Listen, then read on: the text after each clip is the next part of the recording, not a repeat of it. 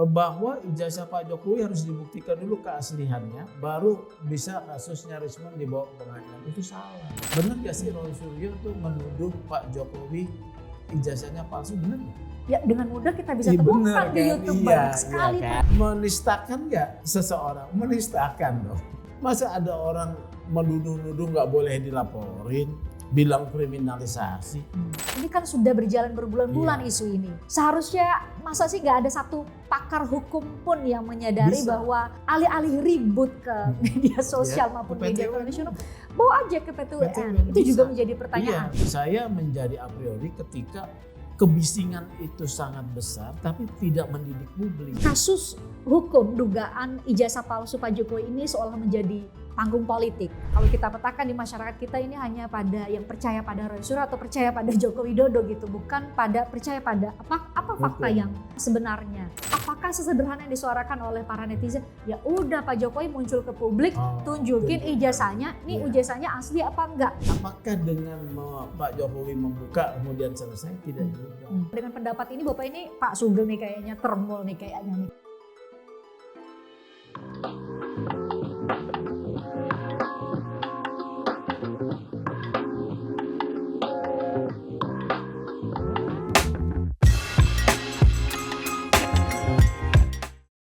Dari setiap konten yang kami rilis banyak yang bertanya ini, kapan bahas soal dugaan ijazah palsu Presiden ke-7 Republik Indonesia Joko Widodo. Kami nggak pernah bahas sepanjang berbulan-bulan ini di saat semua media, baik media mainstream maupun media sosial membahas ini secara terus-menerus karena kami punya sikap tersendiri, karena kami tidak mau terbawa oleh keriuhan, karena kalau dipetakan seolah-olah kalau kita memberi ruang kepada mereka yang memprotes atau menduga ijazah Presiden ke-7 Republik Indonesia Joko Widodo palsu, maka kita adalah pendukung mereka atau anti terhadap Joko Widodo. Atau kalau kita memberi ruang kepada mereka yang tidak percaya pada klaim yang disampaikan oleh Roy Suryo dan juga sejumlah nama lain yang saat ini sudah ditetapkan sebagai tersangka, maka kita adalah kelompok yang anti terhadap Jokowi. Saya tidak mau masuk ke dalam ranah atau kegaduhan yang tidak substantif. Biarkanlah itu menjadi pilihan dari masing-masing media. Hingga pada suatu saat saya mendapatkan sebuah pesan WhatsApp, itu semacam merilis, dan saya menemukan sosok yang menurut saya tepat untuk diajak berdiskusi, untuk mencerahkan. Jangan sampai kibili bahwa kasus ini hanya sekadar atau mereka ditersangkakan hanya bagian dari kriminalisasi, atau ini polisi perlu bisa dipercaya atau tidak. Saya coba untuk mengajak Anda melihat ini secara objektif dengan sosok yang sudah hadir bersama saya. Ada Pak Sugeng Teguh Santoso. Pak Sugeng, terima kasih sudah hadir lagi. Sama-sama Mbak Christian ya. Saya yang kedua ini. Yang kedua, betul. Yang kedua. Saya agak terkejut menerima tulisan Pak Sugeng gitu ya. Karena hari-hari ini seperti yang saya jelaskan tadi, kalau kita mengatakan bahwa atau tidak percaya bahwa penetapan tersangka Roy Suryo CS itu bukan kriminalisasi, maka Anda kalau sebutan para netizen termul gitu ya. Iya, termul. Ya. Termul ya, langsung dicap seperti itu. Ya, itu kan harus risiko ya, harus diterima. Nah, makanya saya bilang, wah Pak Sugeng nih nggak takut dibilang termul nih dengan dulu memberikan. Saya pernah loh waktu membongkar kasus Sambo, kemudian ketika Sambo hukuman, yang pertama menyatakan tidak setuju adalah saya. Bahwa tidak layak Sambo hukuman. Padahal saya kan mau menyerang Sambo ya, karena semata saya ingin objektivitas ya, dalam hal ini juga dong ya, objektif berdasarkan prinsip-prinsip keilmuan tentunya ya. Nah Pak Sugeng, banyak yang bilang bahwa atau pendapat-pendapat kita baca di banyak komentar di media sosial maupun di media konvensional gitu ya, bilang bahwa ini nih udah expected outcome ketika Roy Suryo CS dan juga Egy Sujana, ada Rismon Sianipar gitu ya, Dr. Tifa menjadi tersangka itu sudah diduga gitu. Tapi Anda mengatakan dalam rilis Anda bahwa ini sudah objektif. Tidak ada kriminalisasi yang dilakukan oleh Polri. Apa rasionalisasinya Pak? Jadi saya langsung masuk pada dua pembeda ya. Satu kriminalisasi, satu adalah penegakan hukum dengan due process of law ya. Nah, beberapa indikator saya sampaikan. Indikator pertama ya, kalau kriminalisasi itu penggunaan instrumen hukum untuk mempidanakan seseorang di luar keadilan. Ya, jadi betul-betul dia mempidanakan. Pokoknya dia harus dipidanakan. Nah, cirinya ini ya kekuasaan negara lebih kuat muncul ya. Itu modelnya dulu kalau dalam sistem hukum namanya crime control model. Namanya crime control model. Jadi bagaimana satu pendekatan represi digunakan mempercepat waktu untuk menyelesaikan masalah hukum, tapi mengesampingkan yang namanya hak asasi manusia ya. Nah, yang kedua due process ya. Due process itu prosedurnya harus adil ya. Patut ya sesuai prosedur yang ketat ya. Kita lihat nih. Apakah penetapan tersangka Roy Suryo ini crime control model atau due process? Saya katakan due process. Kenapa? Karena di sana ada pertama ya, ada laporan polisi. Ya, dari siapa yang merasa jadi korban, yaitu Pak Jokowi. Kemudian dia telah diperiksa 117 saksi ya. Dan pendekatannya adalah menggunakan kewenangan yang limitatif diatur oleh KUHP. Nah, jadi yang pertama ya. Kemudian tujuannya ya, ini yang dikatakan tujuan kriminalisasi itu pembungkaman suara publik. Ini mengesankan adanya pembungkaman suara publik kan, yaitu Roy Suryo dan kawan-kawan ya. Kalau di dalam satu due process pencarian kebenaran material ya, melindungi hak korban. Korban siapa nih? Ya. Korban yaitu ada yang melapor, yaitu saudara Joko Widodo. Ya, kan ada hak korban. Karena pasalnya 310, ada 3 poin tuh. 1, merendahkan martabat. Adanya tuduhan melakukan perbuatan tertentu, ya, tuduhan melakukan perbuatan tertentu. Kemudian disampaikan di muka umum. Jadi ada perbuatannya. Kalau dia crime control model, nggak perlu ada perbuatannya. Pokoknya kamu saya tangkap. Ya, jadi ada korban. Dan kedua, hak tersangka juga terjamin. Buktinya Roy Suryo kan nggak ditahan. Betul, ya? sudah ditetapkan tersangka. Dan dia juga diberikan hak mengajukan saksi ahli. Jadi seimbang. Ya, yang ketiga nih, motifnya dikatakan dasarnya itu motifnya itu politik kata mereka.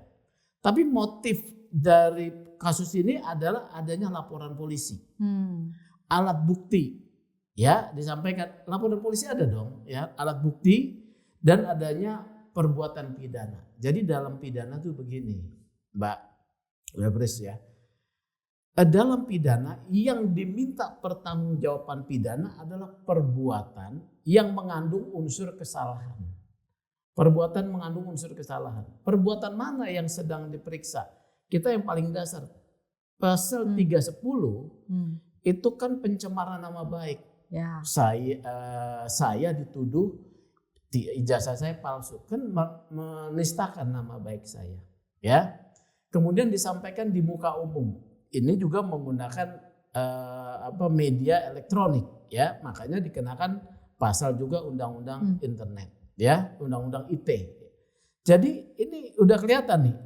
Ada laporan polisi, ada korbannya, ada perbuatan yang dilaporkan. Kecuali kalau orang yang tidak ngomong kan tidak dilaporin sama saudara Jokowi, ya. Kemudian ada alat buktinya, 2 alat bukti yang sah. Ini dulu dalam KUHP hanya dikatakan begini, berdasarkan alat bukti permulaan yang cukup untuk dapat ditetapkan tersangka. Nah sekarang MK memutuskan di 2014 ya, bukti permulaan yang cukup ditegaskan minimal 2. Ini polisi sudah memeriksa 117 saksi ya, saksi faktual. Memeriksa ahli, beberapa ahli ya. Ya, memeriksa beberapa ahli. Kemudian juga memeriksa terlapor. Ya. Memeriksa terlapor dan kemudian gelar perkara secara check and balances internal. Karena ada di dalam tahapan sistem penyelidikan itu nggak langsung bisa ditetapkan seorang tersangka, harus penyelidikan dulu, ya. Kemudian gelar perkara, ditemukan satu peristiwa pidana. Kemudian naik penyidikan. Setelah penyidikan baru dicari siapa tersangkanya. Gelar perkara lagi. Jadi ini tahap-tahap dilakukan nih kalau saya lihat ya. Apalagi gini. Mereka kelompok yang menuduh Saudara Jokowi ijazahnya palsu itu ada melaporkan ke Bareskrim. Ya. Kita lihat prosedurnya aja. Soal pemeriksaan Bareskrim itu valid apa tidak saya tidak tahu ya? Itu satu hal. Jadi ketika dilaporkan itu kan hak konstitusionalnya si masyarakat yang melihat Pak Jokowi ini pakai ijazah palsu, kita laporkan dia pemalsuan, ya, menggunakan surat palsu, ya. Hasil pemeriksaan menyatakan bahwa tidak ditemukan peristiwa pidana pemalsuan. Ini juga menjadi satu bukti dari Polda Metro. Maka penetapan tersangka di Polda Metro itu setelah dihentikan kasus ini, gitu ya. Terus parameter yang ada 3 parameter. Ini aspeknya penyalahgunaan kewenangan oleh polisi kalau kriminalisasi. Apakah polisi menyalahgunakan kewenangan? Ya diuji. Diujinya kalau itu ada proses namanya pra-peradilan, ya. Kalau kata menurut polisi dia menegakkan hukum, due process. Tapi harus diuji memang benar gak pekerjaanmu nih, gitu ya. Jadi Roy Suryo CS, ya Egy Sujana CS bisa mengajukan pra-peradilan ya? Ya terbuka ya. Kan ada yang bilang kemarin saya mau menggugat saudara Rismon menggugat polisi 126 triliun karena saya dituduh mengedit, gitu ya. Perdata bisa nggak? Kita harus tahu bahwa sesuatu ini ada kamar-kamar berbeda nih. Ada dalam sistem hukum Indonesia ada namanya hukum publik sama hukum privat. Hukum publik itu pidana, ya. Kemudian administrasi negara, tata negara. Hukum privat itu hukum perdata. Kalau satu dalam klaster hukum pidana sedang diperiksa, dia nggak bisa dibawa ke hukum perdata. Ini harus tahu para masyarakat harus tahu dan juga pengacara.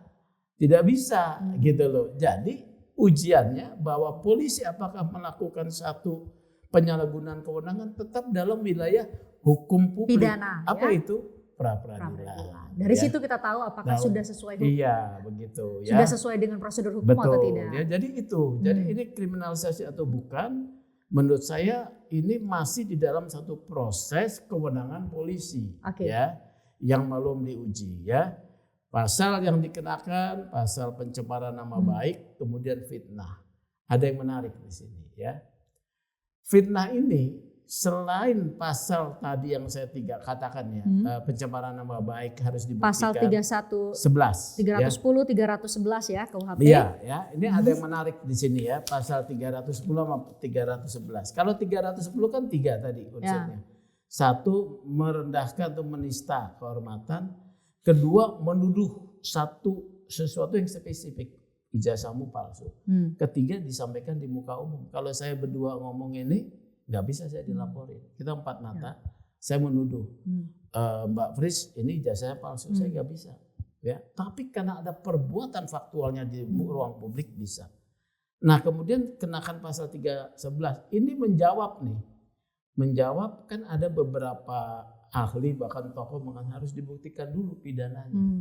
Bener kan? Termasuk pengacara Roy Suryo sekarang, Denny Indrayana juga bilang begitu. Dia mau tarik ke tata negara dulu. Kita lihat. Ya, kita lihat nih. Karena dituduhkan pasal 311 ya.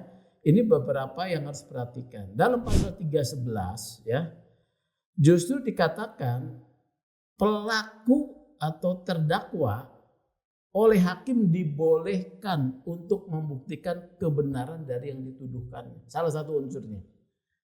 Jadi kan kalau dia dapat membuktikan, maka dia bisa bebas, bebas ya.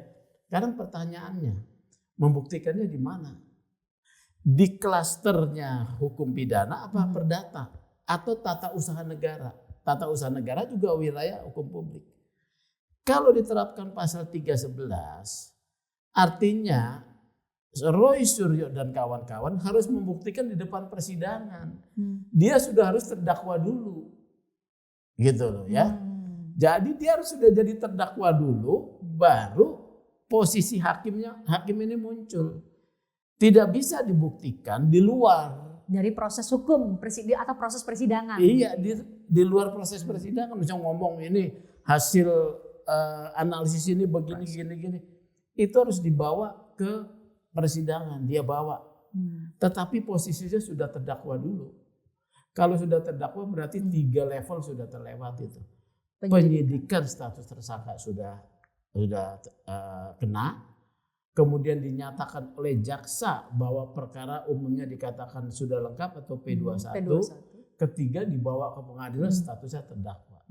Jadi di sana bukan di luar forum yang lain. Misalnya kita mau mengujinya katanya Denny Indrayana secara tata negara. Tata negara dulu. Di mana forumnya? Apakah di MK? Tata negara kan di MK.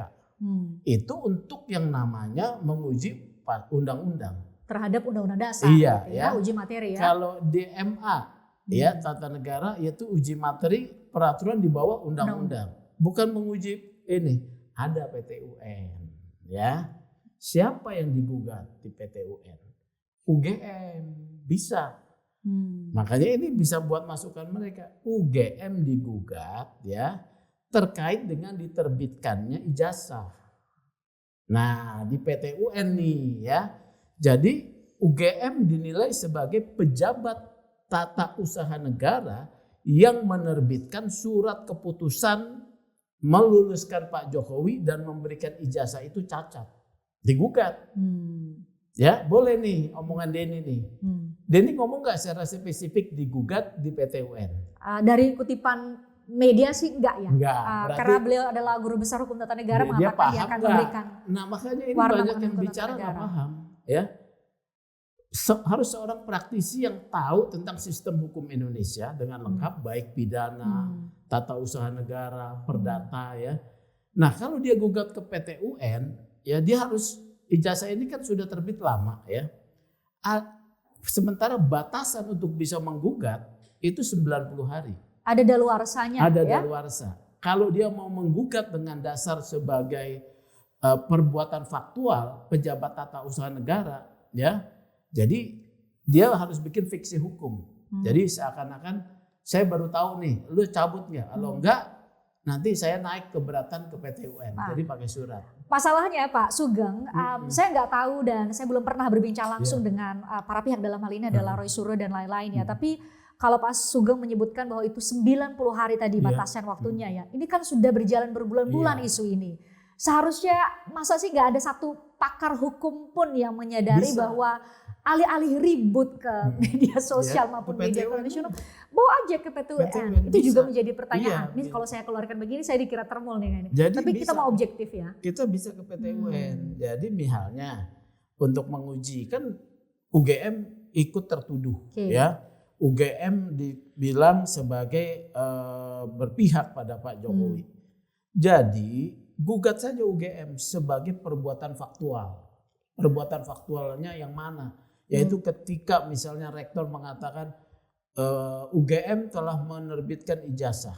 Nah, yang harus membuktikan penggugatnya, misalnya Roy Suryo dan kawan-kawan, bahwa perbuatan faktual itu ketika menerbitkan ijazah melanggar namanya norma hukum, melanggar asas-asas pemerintahan yang baik, digugat, nggak apa-apa. Jadi kalau mereka bilang bahwa mereka punya salinan skripsi yang ternyata bagian halaman depannya masih baru atau Times New Roman yang tidak ada di zaman Pak Jokowi. Nah nanti produk putusannya bukan asli atau palsu, tapi produk putusannya menyatakan bahwa ya perbuatan dari UGM menyatakan menerbitkan ijazah itu melanggar prosedur. Kenapa? Misalnya ijazah mungkin asli. Tapi memang dikeluarkan sama UGM iya, gitu ya? Mungkin dia tidak kuliah. Oke. Ya. Berarti konstruksi berpikir ini Pak Sugeng, karena ada beberapa influencer yang bilang gini, mensimplifikasi gini. Seharusnya udah selesai nih urusan dugaan ijazah palsu Joko Widodo, karena Pak Jokowi yang punya ijazah, UGM yang mengeluarkan yang bilang sudah, mereka bilang bahwa itu asli, ya clear, selesai. Ternyata nggak sesederhana itu ya. Tidak. Bisa tidak kalau lewat bisa. PT UN. Ini kan negara hukum, ya. Itu bisa diuji. jalur pertama lewat PT UN, iya, Pak PT Sugeng. UN. Saat kita berbincang ini sebenarnya tengah berlangsung sidang sengketa di Komisi Informasi Publik yang prakarsai oleh bongkar ijazah palsu Jokowi atau bongkar ijazah Jokowi ya, itu nama komunitasnya yang mengajukan dan berproses di KIP, Komisi Informasi Publik, Pak Sugeng. Itu juga prosedur yang bisa ditempuh. Benar, itu salah satu untuk mendapatkan apa? Jadi KIP itu kan untuk mendapatkan informasi ya publik yang terbuka, menjadi hak dari publik. Prinsip dalam KIP itu adalah bahwa terkait informasi, data, dokumen yang diselenggarakan oleh penyelenggara pemegang informasi publik yang dibiayai oleh APBD atau APBN untuk kepentingan umum itu sifatnya terbuka. Berarti kalau yang digugat adalah UGM bisa? Nggak bisa kalau UGM. Kalau komisi kalau KPU bisa. Ya? Bisa. Komisi penyelenggara iya. Kalau menurut saya KPU harus mengeluarkan. Iya. Kalau menurut saya KPU harus mengeluarkan salinan tersebut ya. Karena kan KPU menyelenggarakan satu proses pemilu ya di mana dia menerima pendaftaran para calon peserta kontestasi politik, apakah itu gubernur, wali kota, presiden ya. Kemudian dia meminta syarat administratif ya. Dia bertindak berdasarkan kewenangan undang-undang yang dibiayai oleh APBN. Dalam hal ini adalah KPU. Iya, KPU. Ya, jadi tidak bisa dibilang sebagai informasi yang dikecualikan. Tapi kalau yang diminta UGM, ya nggak bisa. UGM itu dia melakukan sebagai lembaga pendidikan, memberikan pendidikan dan menerbitkan, itu memuat data informasi yang bersifat pribadi. Nggak boleh. Justru kalau digugat UGM berhak untuk tidak memberikan. Iya. Gitu loh ya. Jadi ini beda nih, pemahaman hukum harus diberikan beda. Yang diterbitkan oleh kalau KPU dia akan menyampaikan ini loh yang diberikan kepada kami, salinan resminya nanti ditunjukkan. Kan pernah dikeluarin sama KPU mana itu? Ya? Betul KPU Solo ya. Iya Solo. Ya, karena kan itu pertama kali mencalonkan diri sebagai pejabat publik Pak Jokowi kan di wali kota Solo ya. Iya. Sudah nah sekarang kan KPU pusat untuk meminta informasi yang mana nih, yang di presiden atau gubernur, ya. Mungkin akan akan disandingkan sama enggak? Begitu ya. Itu juga menjadi satu jalur tersendiri yang itu boleh. Sesuai itu dengan legal. prosedur hukum. Iya, itu legal. Jadi harus kita hormati hak konstitusional yang masyarakat mengajukan, bukan sesuatu yang sifatnya harus kita a priori gitu ya. Kita a priori, saya menjadi a priori ketika kebisingan itu sangat besar tapi tidak mendidik publik. Nah, itu Pak Sugeng yang kenapa tadi saya bilang di awal, kenapa sih kami nggak pernah bahas Pak Sugeng? Terus terang secara rating share AC Nielsen tinggi sekali selama berbulan-bulan. Sampai yang saya bilang tadi ke Pak Sugeng, sampai kita ngobrol soal jalur lewat PT UN, bisa ditempuh, soal lewat jalur KIP bisa ditempuh. Tapi kenapa setelah berbulan-bulan atau selama berbulan-bulan ini nggak pernah ditempuh? Ya karena pengacaranya mungkin tidak memiliki pemahaman yang cukup. Satu. Atau kedua sudah diusulkan kepada klien tetapi bukan pilihan ya. Bahkan kan Rismon mau menggugat perdata polisi katanya, menuntut 126 miliar. Kalau Rismon ngomong seperti ini, menurut saya kalau pengacaranya kemudian diminta harusnya menolak karena tidak ada dasarnya, tidak ada dasar hukum. Seorang pengacara harus taat kode etik, yaitu pengacara wajib menolak satu permintaan bantuan hukum yang tidak ada dasarnya. Gitu loh. Karena apa? Sudah ada ketentuan bahwa di dalam proses pidana tidak bisa dibawa ke perdata. Kalau ini sudah dalam proses pidana, perlawanannya ya di wilayah hukum publik pidana pra peradilan. Kecuali setelah dia bersidang tidak terbukti ya, dia dibebaskan. Nah, ini menimbulkan hak nih. untuk menggugat polisi, menggugat negara ya yang telah menjolimi mereka gitu.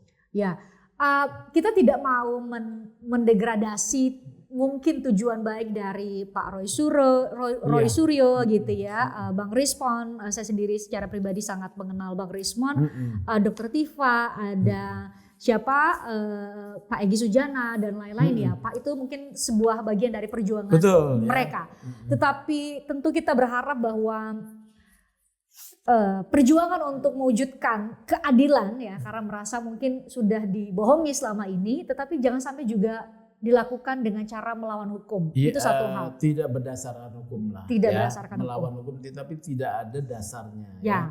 Dan kita harus juga mendidik masyarakat ya, bahwa cara-cara yang benar itu seperti apa. Karena yang akhirnya muncul saya lihat kan kebisingan ya. Oh segala nyerocos itu yang sebetulnya kok saya lihat nyasar daripada apa yang sedang diperjuangkan. Makanya sederhananya Pak Sugeng, kasus hukum dugaan ijazah palsu Pak Jokowi ini seolah menjadi panggung politik. Menurut saya iya, jadinya jadi panggung politik, bukan satu proses penegakan hukum ya. Dari pihak Roy mengatakan polisi itu kriminalisasi, kemudian masyarakat juga melihat ini menjadi panggung politik ya, kemudian muncul tokoh-tokoh yang naik ke permukaan ya, yang enggak juga menurut saya meliterasi masyarakat gitu. Bahkan kemudian saya juga menyayangkan ya, ada tokoh-tokoh nasional yang kalau benar dikutipnya ya, menurut saya tidak tepat. Misalnya Pak narasinya? Jadi narasi begini ya, ini narasinya adalah bahwa ijazah Pak Jokowi harus dibuktikan dulu keasliannya, baru bisa kasusnya Rismon dibawa ke pengadilan. Itu salah. Ya, salah. Jadi kalau kasus Pak Jokowi itu ketika UGM menyatakan bahwa benar dia menerbitkan, ya ini adalah orang pihak yang berkompeten. Tidak ada yang bisa, harusnya tidak bisa dibantah karena dia mempertahankan status institusi yang besar, ya. Dari perspektif itu Pak Sugeng, ada juga yang melihat bahwa ini jangan-jangan karena ini masih dugaan, kita belum bisa buktikan, jangan-jangan UGM tidak mau kehilangan muka, itu satu, atau ketakutan, ditekan, ada intimidasi dari pihak tertentu yang bisa saja, bisa saja, ya kan? Tetapi juga tidak bisa dibilang bahwa harus dibuktikan. Pembuktiannya dari lewat apa? Yang bisa membuktikan pihak yang berkompeten. Secara prosedur harus kita terima. Karena dia kan diperiksa di Bareskrim juga waktu itu. Benar kami terbitkan. Itu secara fakta hukum harus diterima karena dia yang menerbitkan. Kalau tidak terima ya lewat tadi PT UN. Iya, PT UN ya. Atau tadi pasal 311 menyatakan bahwa hakim akan meminta memperbolehkan terdakwa membuktikan tuduhannya. Oke, berarti justru penetapan tersangka Roy Suryo CS, Rismon Sianipar ini justru adalah jalur untuk yang on the track untuk membuktikan ijazah itu palsu apa tidak di persidangan pidana. Nah, hasil kajiannya Rismon CS, Pak Roy Suryo sama Bu Tifa itu kan ada tuh Jokowi White Paper. Itu buktikan di sana. Nanti pertarunganlah di sini betul-betul menarik memang. Ini pendekatan scientific crime investigation yang diuji oleh persidangan. Jadi hakimnya betul-betul hakim yang komplit ilmunya juga, ya. Jadi kalau yang paham hukum seperti Pak Sugeng pasti akan melihat justru ini adalah menarik jalur on the track ya untuk membuktikan hal yang mereka tuduhkan selama ini, barang bukti apa tadi termasuk Jokowi White Paper, buku Jokowi White Paper yang dibikin oleh Rismon CS itu kan kajian-kajian yang mereka buat, mereka ajukan di persidangan. Yakinkan hakim bahwa pengujian ilmiah saya benar. Alih-alih hanya dibawa ke konferensi pers, sampaikan ke media, berbulan-bulan mengisi ruang publik digital publik kita. Itu bukan yang berhak untuk menyatakan benar atau salah. Ya. Ya. Jadinya betul Pak Sugeng. Jadinya Pak, sekarang itu orang bukan bicara mengenai fakta. Ini benar atau tidak nih ijazahnya Pak Jokowi palsu atau tidak, tapi kita percaya pada siapa? Iya. Ini mau percaya pada Roy Suryo atau mau percaya kepada Pak Jokowi? Atau tidak suka aja. Makanya begini ya. Saya keberatan kalau Roy Suryo ditahan. Justru keberatan. Justru apa tindakan yang diambil oleh polisi sudah tepat. Jaksa pun nanti kalau P21 jangan ditahan. Kenapa Pak? Begini ya, tadi kan pasal 311 itu membuka ruang hakim untuk memperbolehkan si terdakwa membuktikan tuduhannya ya. Kan kalau yang namanya tersangka, terdakwa itu belum tentu bersalah. Ya, ada asas praduga tak bersalah. Praduga tak bersalah ya, makanya due process ini bukan crime control model ya, due process. Nah, kalau orang belum bersalah jangan ditahan dulu. Karena kalau orang ditahan udah mengesankan dia salah. Makin memperkuat dugaan kriminalisasi tadi. Makanya polisi saya ingatkan, jangan nahan. Limpahkan sampai P21. Jaksa juga jangan nahan. Pak, di satu sisi ini anasir hukum yang tengah kita bicarakan ya. Pak Sugeng bilang tadi ada tata usaha negara, bisa ke KIP, ada perdata di jalur perdata, pidana di jalur pidana. Ini di satu sisi. Tapi di sisi lain ketika mereka bicara atau menyampaikan narasi soal tadi dugaan ada ini adalah bentuk kriminalisasi, ini adalah bentuk pembungkaman kepada mereka yang berada di dua klaster ini, Pak. Itu kan lebih mudah diterima oleh logika publik ketika di satu sisi nih ada asumsi atau persepsi bahwa nih Polri ini menjadi alat parcok gitu ya, partai coklat, atau oleh sejumlah pengamat politik gitu ya, ada rumor-rumor mengatakan bahwa ya pasti di zaman Pak Jokowi Polri ini sangat Polrinya adalah dieksklusifkan. Kapolres di Solo iyalah itu namanya ada kedekatan personal. Jadi di dalam itu motif ya. Motif politik itu kan namanya asumsi berdasarkan opini ya. Sementara di seberang sini yang diperiksa adalah pasal-pasal pidana yang menguji perbuatan faktual. Ada perbuatannya. Ya, jadi masyarakat ya melihatnya harus kita arahkan. Yang namanya motif itu asumsi gitu loh. Yang namanya perbuatan faktualnya ada kok. Benar gak sih Roy Suryo tuh menuduh Pak Jokowi ijazahnya palsu, benar gak? Ya dengan mudah kita bisa temukan di YouTube banyak sekali pernyataannya. Itu menistakan gak seseorang? Menistakan dong. Dibilang ijazahnya palsu ya. Kemudian membuka nggak ruang Pak Jokowi untuk melapor? Ya membuka dong. Sama seperti dulu ya Pak SBY kan sebagai presiden melapor sendiri tuh waktu kasus dibawa Kebo ya dulu ya. Oh Kerbau yang ditulisan BY gitu ya. Kan dia juga melapor menistakan dan diperiksa ya. Nah ini juga ada perbuatannya kecuali kalau tidak ada. Itu baru kita bilang pembungkaman atau kriminalisasi atau pembungkaman politik. Orang ini ada perbuatannya dan ada yang merasa dirugikan yaitu saudara Joko Widodo. Polisi kan nggak boleh kemudian ketika ada yang melaporkan dia tidak proses. Nggak boleh dong. Karena tadi saya katakan dari parameter tadi ada pelaporan. Oleh karena itu harus diproses berdasarkan kewenangan yang diatur oleh KUHP.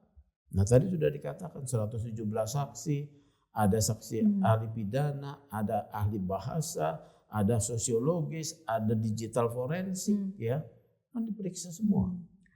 Proses yang Pak Sugeng ceritakan tadi itu mungkin bagi yang memahami hukum, setidak-tidaknya memahami prosedur di hukum pidana mungkin bisa memahami bahwa itu secara prosedur sudah terpenuhi. Harus dilakukan. Ya, harus dilakukan dan dipenuhi oleh penyidik ya hingga saat ini.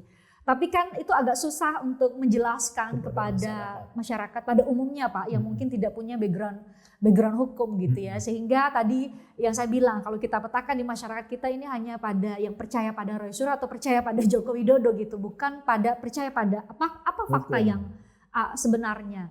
Jadi Pak Sugeng, kalau Pak Sugeng diberi kesempatan untuk merumuskan ya sebuah cara yang dapat mengakhiri polemik berbulan-bulan mengenai ini dugaan ijazah Pak Jokowi palsu, apakah sesederhana yang disuarakan oleh para netizen? Ya udah Pak Jokowi muncul ke publik, tunjukin ijazahnya, nih ijazahnya asli apa enggak? Ya inilah saya, kita perspektifnya hukum dulu ya perspektifnya hukum. Pak Jokowi ini pada saat ini adalah seorang pribadi, bukan pejabat publik ya. Tadi saya sudah katakan juga ya, UGM saja ketika digugat misalnya di wilayah KIP, dia bisa menolak untuk memberikan ya, karena itu memuat data informasi pribadi. Nah, Pak Jokowi memang tidak wajib membuka itu karena sudah keburu rame ya sudah. Yang ketiga, ini ada adagium hukum ya, bahwa siapa yang menuduhkan itu yang harus membuktikan. Kepada tertuduh tidak ada kewajiban membuktikan. Siapa tertuduh? Pak Jokowi. Itu sudah ada adagium hukum yang usianya udah ratusan tahun ya. Memang masyarakat ya udah Pak, buka saja. Apakah ingin memuaskan keinginan masyarakat? Ya, apakah dengan Pak Jokowi membuka kemudian selesai? Tidak juga. Polemik ini tidak akan selesai. Justru dari kubu Pak Jokowi bisa bilang, gua buka aja karena ada motif politik ya, motif politik dari sisinya Terbul misalnya menuduh Roy Suryo, nggak akan selesai. Jadi 3 tadi ya, tidak ada kewajiban. Karena memang yang harus membuktikan itu Roy Suryo dan kawan-kawan. Roy Suryo sudah berusaha membuktikan dengan bukunya Jokowi White Paper. Bawa ke pengadilan, yakinkan hakim bahwa penelitian saya ini benar dan yang terbaik, bahwa ahli-ahli yang dibawa polisi itu tidak benar. Kalau itu hakim setuju, artinya pada tingkat pertama bisa membuktikan bebas dia. Ya. Bebas sekaligus membuktikan bahwa ijazah Pak Jokowi seperti yang dia tuduhkan kalau putusan hakim seperti itu. Tetapi ada pasal lain loh ya. Pasal tentang fabrikasi ya, mengedit Pak Suryo kan, mengedit ya. Pasal 35 ya Undang-Undang ITE ya. Manipulasi data elektronik. Kalau ada perbuatan ini soal palsu apa enggak ada masalah. Misal benar ini ijazah ini palsu ya. Tapi kau mengedit enggak? Dari yang ini diedit ada diolah, misalnya dirubah fontnya, kemudian tata letaknya, mengedit gitu ya. Saya tidak tahu ya. Kalau ini terbukti juga tetap dihukum dia. Sebentar saya ulang.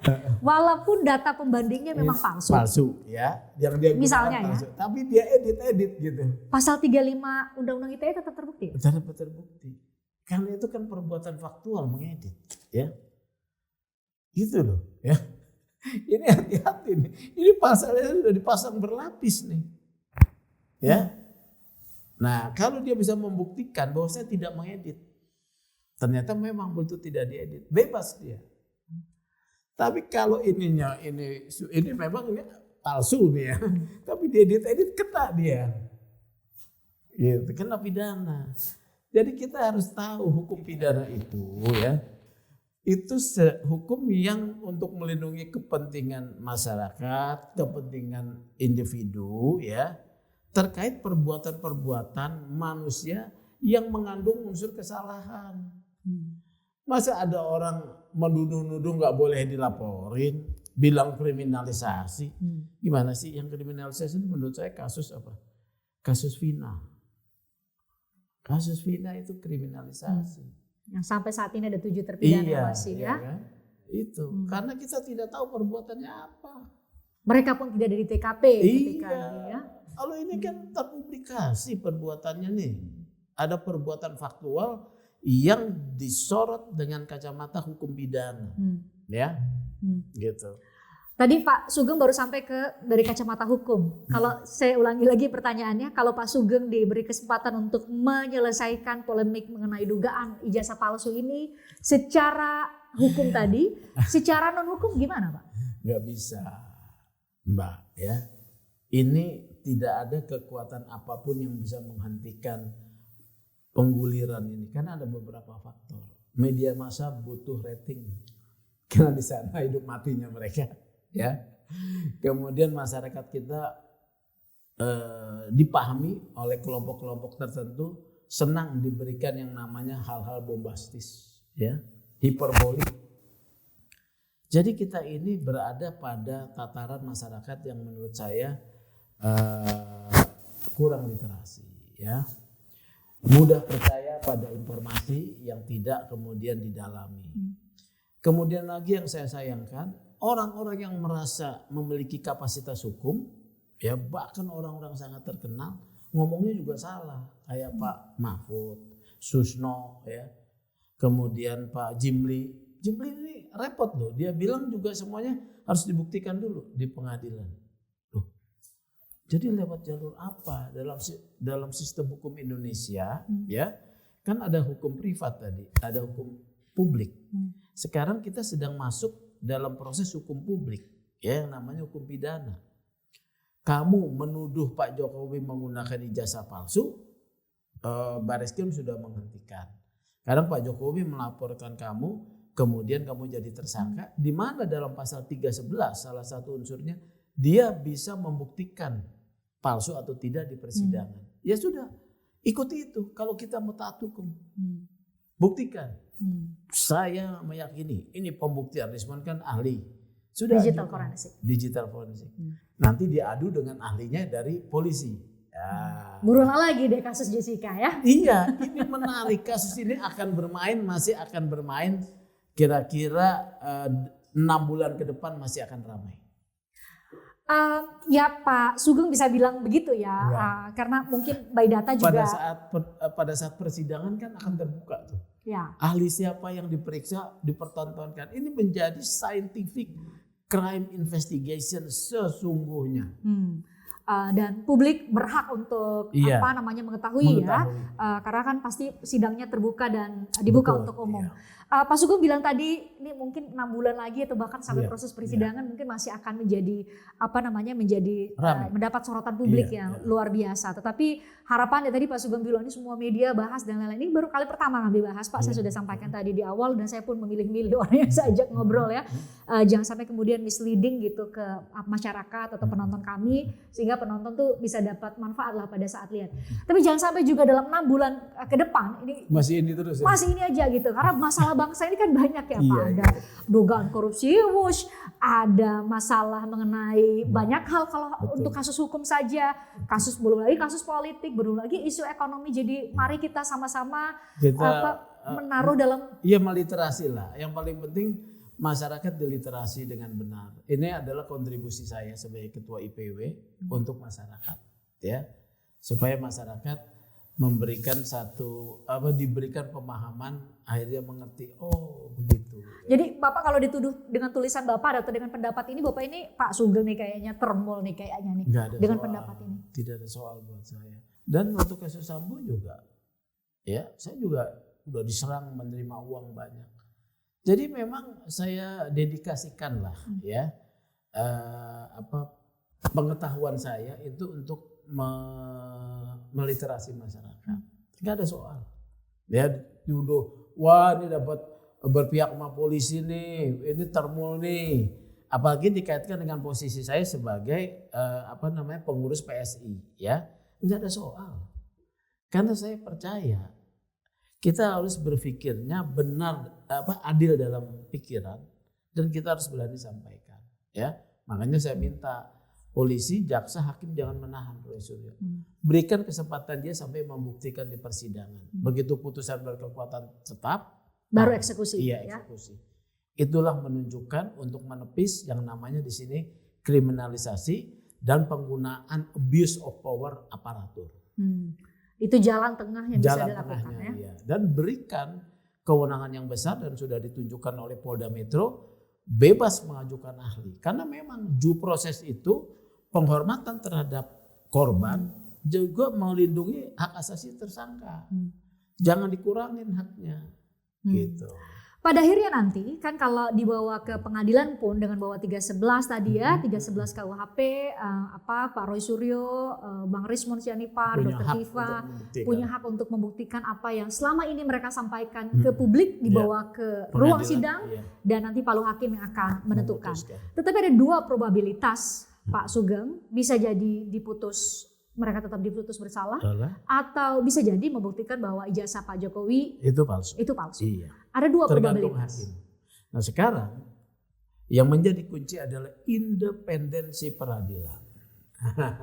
Ya, independensi peradilan. Saya berharap bahwa peradilan independen, ya, menempatkan hakim-hakim yang anti tekanan, ya, bahkan dalam pihak misalnya polisi akan mempertahankan supaya polisi dan jaksa akan mengintervensi mereka. Bisa saja. Karena dalam perkara lain saya membuat indikasi kejaksaan menyandera Mahkamah Agung dalam perkara Zaruf Rika. Oh, saya ada laporan. Menyandera dalam arti? Jadi kasus Zaruf Rika itu kan terkait penemuan uang 915 miliar itu cuma dikenakan gratifikasi. Harusnya suap. Itu uang untuk hakim-hakim. Hakim-hakim. Saya bedah kasus itu. Saya laporkan juga kepada KPK. Saya laporkan juga kepada Presiden gitu loh ya. Kalau Mahkamah Agung disandera karena tidak bersih, ya tidak akan ada peradilan yang fair gitu loh. Karena kalau sudah P21, ini tersangka P21, mereka yaitu kejaksaan harus memenangkan perkara itu dengan menghukum, putusannya menghukum Rismon. Anda harapkan jangan sampai hal serupa bisa terjadi di kasus ini. Untuk satu hal Pak Sugeng, menyelamatkan marwah sistem peradilan kita semua. Iya betul, itulah yang penting. Karena kita adalah negara hukum, di mana hukum adalah tertinggi mengatur segala tindak kita. Jangan jadikan hukum cuma pelengkap. Karena tanda-tanda saat ini hukum diabaikan. Prinsip-prinsip hukum diabaikan, asas-asas hukum diabaikan. Pak Sugeng terima kasih untuk pendapatnya. Gak hanya terima kasih untuk ngobrol dengan saya, tapi pendapatnya yang begitu mencerahkan. Silakan Anda bisa baca ya, sudah dilansir oleh sejumlah media online juga pendapat hukum yang disampaikan oleh Pak Sugeng. Terima kasih. Kita bukan termul, kita juga tidak anti Roy Suryo CS, tapi kita pro terhadap sistem peradilan yang baik dan benar. Itu yang kita harapkan. Pak terima kasih sudah hadir ya. Terima kasih Pak Sugeng.